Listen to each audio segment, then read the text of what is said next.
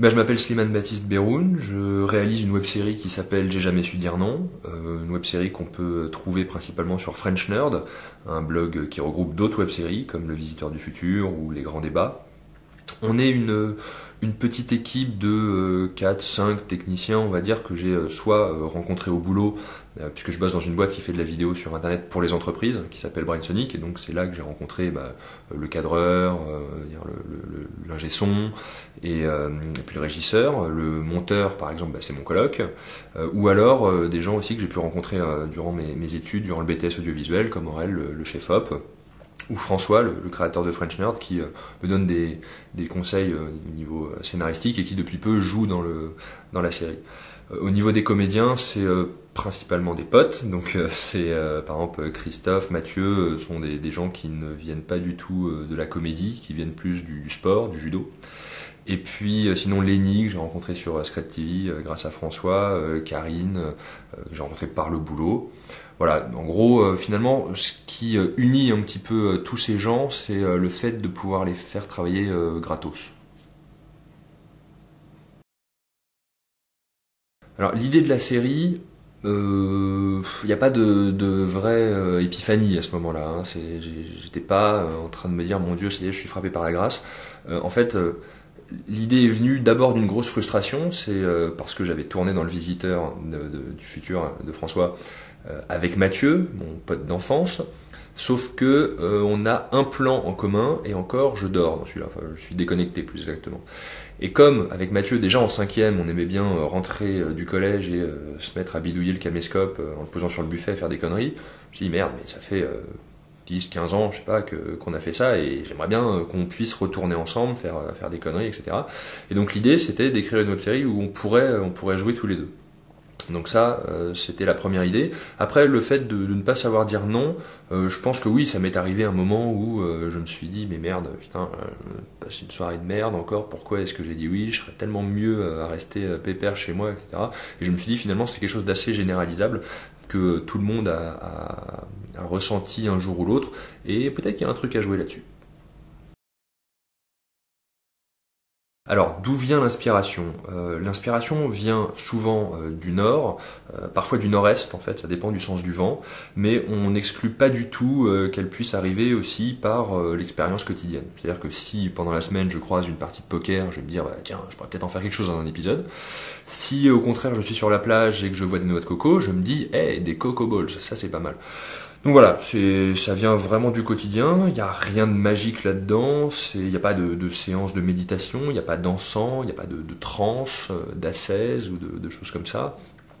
Donc c'est pour ça que finalement dans les Editor's Cut, qui sont les bêtisiers, les making-of de la série, on se concentre beaucoup plus sur la création, enfin le tournage, le montage et les réactions du public par l'intermédiaire des messages postés sur French Nerd, que sur la création vraiment de l'histoire de l'épisode, parce que finalement ça se passe dans ma chambre devant un ordi, ce qui peut être excitant, mais qui à voir en fait et serait finalement assez chiant. En fait, il n'y a pas vraiment de séries qui m'ont inspiré pour J'ai jamais su dire non, puisque c'était d'abord la première motivation, c'était filmer des trucs avec les gens que j'aime bien. Donc voilà, moi les séries que je regardais quand j'étais plus jeune, que ce soit X-Files, Code Quantum, ou si maintenant je regarde Dexter par exemple, on peut pas non plus y voir un lien probant, éventuellement un peu de Friends peut-être. Il paraît qu'il y a du Scrubs, non, j'ai jamais su dire non, alors j'ai jamais vraiment regardé Scrubs, donc du coup si les gens le disent, je les crois bien volontiers, mais voilà, on peut pas dire que ce soit en regardant une série que je me sois inspiré. Sauf peut-être si on peut dire quand même que finalement la série qui m'a le plus inspiré pour Jamais su dire non, c'est Le Visiteur du Futur.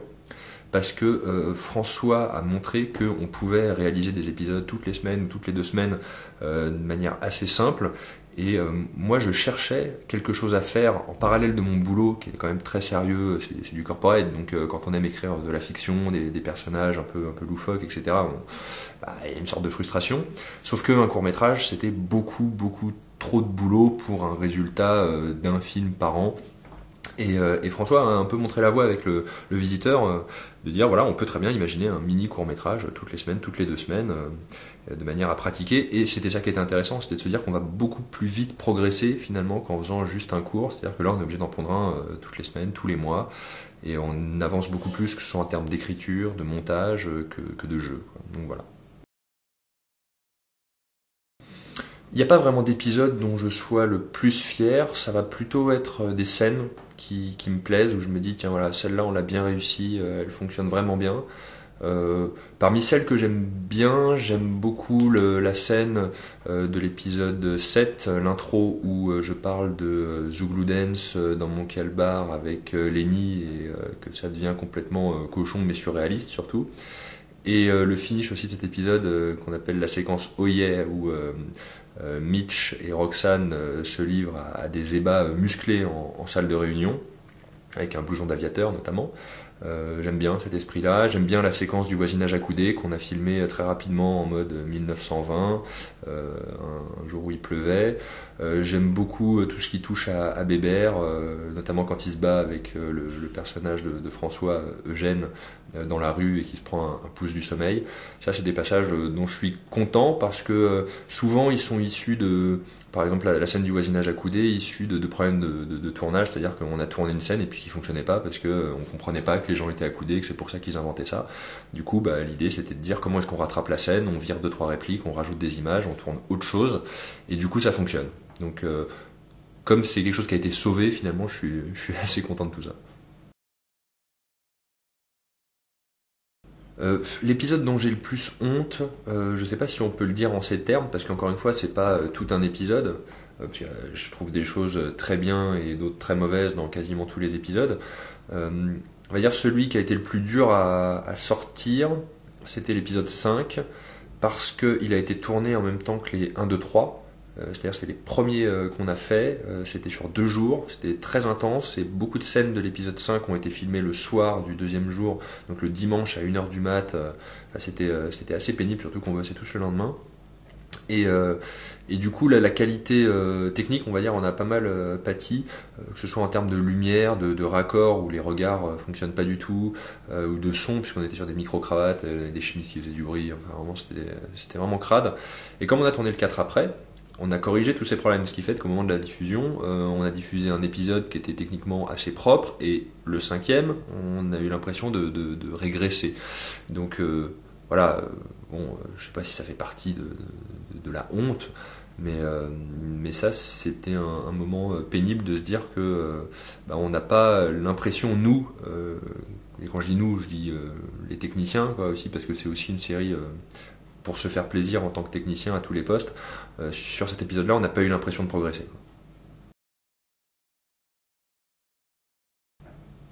Les meilleurs moments de tournage, c'est forcément ceux qu'on voit dans les Editor's Cut, à savoir tous les fous rires qu'on peut se taper, que ce soit avec Mathieu ici, avec les techos qui font de la merde, avec Chris, Lenny au boulot. Voilà, on travaille beaucoup, il y a souvent de la tension, mais il y a aussi des gros moments de déconnade. Et c'est évidemment ceux-là dont on a envie de se rappeler. Finalement, le meilleur et le pire, je pense que c'est à peu près le même, c'est le jour où on a tourné l'épisode 12 à Brainsonic, puisque c'était aussi le jour où on devait mettre en ligne l'épisode 11. Et en fait, l'ordinateur de Camille, le monteur, avait craché la veille, ce qui fait qu'on pouvait plus monter sur son poste, il restait encore pas mal de trucs à faire, et surtout quand on ouvrait le projet sur un autre ordi, tout était désynchro. Donc du coup, il est venu avec nous sur le tournage, il est venu à Brainsonic, mais pas pour tourner, mais pour monter. Et donc pendant que nous on tournait au 2e étage l'épisode 12, lui il montait au 3e étage l'épisode 11. Il refaisait la synchro, le mixage son, il refaisait l'étalonnage, les effets spéciaux, le pré-générique, etc. Donc voilà, c'était très stressant, parce que du coup ma disponibilité psychologique et ma patience sur le tournage était bien émoussée par tous les problèmes qu'on pouvait rencontrer au 3e étage, et donc je faisais la navette entre 2 prises pour aller voir ce qui se passait. Donc rétrospectivement, c'est vraiment la journée qui m'a le plus angoissé, mais c'est aussi celle qui finalement me procure le plus de satisfaction, parce que on a tous super bien bossé. C'est-à-dire que sur le tournage, on a été super efficace, on a obtenu de très bons trucs au jeu, et puis Camille a fait une super journée de montage, il a réussi à rattraper le coup, et on a pu sortir l'épisode qui était compliqué et qui finalement est vraiment bien dans les temps, quoi.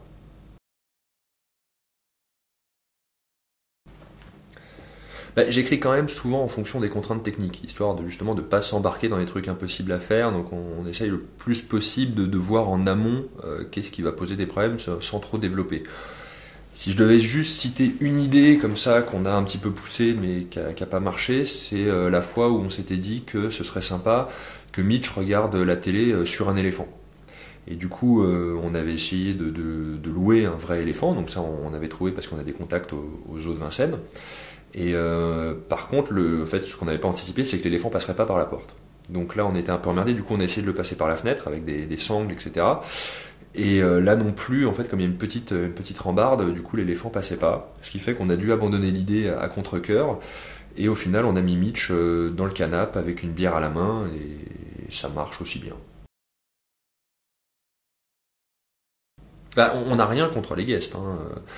Ça c'est sûr que si ça colle avec l'univers de la série, comme c'était le cas pour Solène Prévost dans Le Visiteur, ce sera avec grand plaisir qu'on accueillera du monde dans J'ai jamais su dire non, surtout pour la fin de saison.